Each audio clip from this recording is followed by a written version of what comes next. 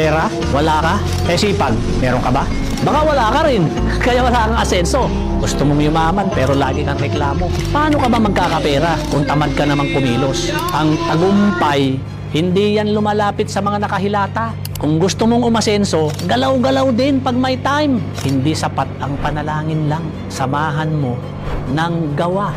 Dahil walang yumayaman sa puro pangarap lang. Lagi mong sinasabi, wala kang pera at ang hirap ng buhay. Pero kung titignan mo, ano ba ginagawa mo araw-araw?